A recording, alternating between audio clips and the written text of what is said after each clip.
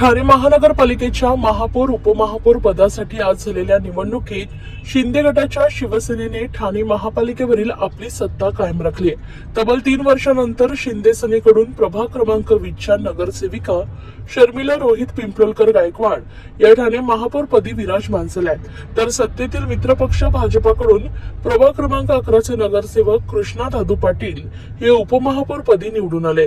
Bharat Ratna doctor Babasaheb Ambedkar सभागृहात पीठासीन अधिकारी तथा ठाण्याचे जिल्हाधिकारी डॉक्टर कृष्णनाथ पांचाळ यांच्या अध्यक्षतेखाली ही निवडणूक प्रक्रिया पार पडली आहे। यावेळी निवडणूक अधिकारी व ठाणे महानगरपालिका आयुक्त सौरभ राव तसेच महापालिका सचिव मनीष जोशी उपस्थित होते।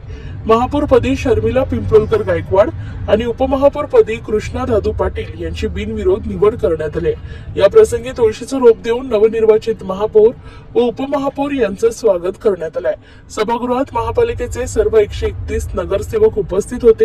यावेळी परिवहन मंत्री प्रताप सरनाईक, आमदार संजय केळकर, आमदार निरंजन डावकरे, भाजपा ठाणे शहर जिल्हा अध्यक्ष संदीप लेले, शिवसेना ठाणे शहर प्रमुख हेमंत पवार, गटनेते पवन कदम, उपशहर प्रमुख जयप्रकाश कोटवानी, शाखा प्रमुख रोहित पिंपलोलकर गायकवाड यांच्यासह शिवसेना व भाजपचे अनेक पदाधिकारी व कार्यकर्ते उपस्थित होते। पदभार स्वीकारल्यानंतर ठाणे महानगरपालिकेतील छत्रपती शिवाजी महाराज यांच्या प्रतिमेला पुष्पहार अर्पण करून वंदन करण्यात आलंय। विशेष म्हणजे महापौर पदासाठी तब्बल 4500 किलो फुलांचा वापर करून भव्य सजावट करण्यात आली होती।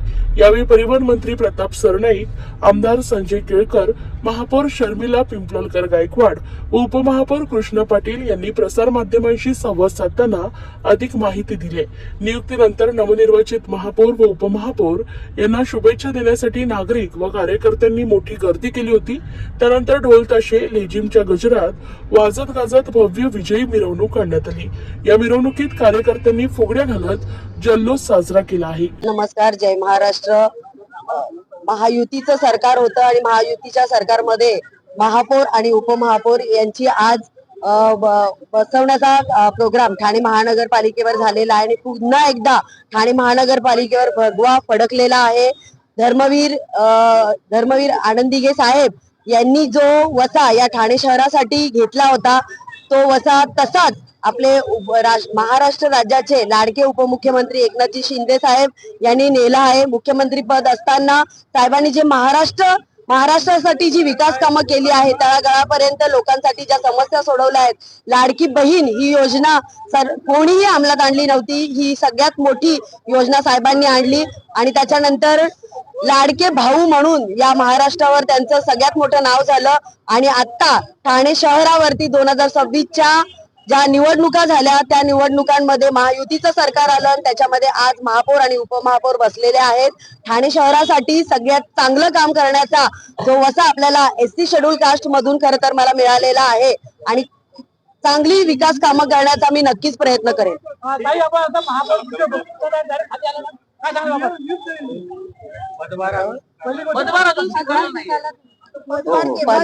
पदभार अजून स्वीकारलेला नसला तरी सुद्धा चांगली कामं करण्याचं खरं तर काम आपण साहेबांच्या मार्गदर्शनाखाली आणि आपले सगळे नेते मंडळी यांच्या मार्गदर्शनाखाली करू।